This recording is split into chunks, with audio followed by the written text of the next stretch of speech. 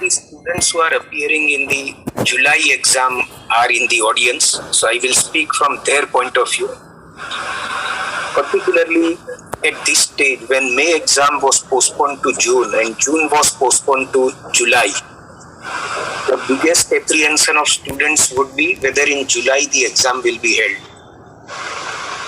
Let me tell you, this COVID is sent by God. But against the wish of God, nobody can go.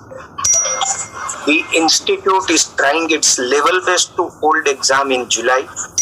I am sure we will be successful the way the country is opening up. But suppose for any compulsory reason, like if the schools and colleges are unable to give us the premises, then what to do? For that purpose, we have got exam committee meeting tomorrow.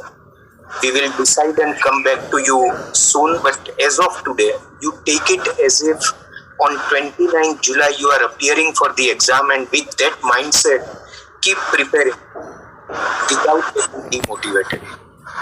Now let me come to first COVID-19 situation.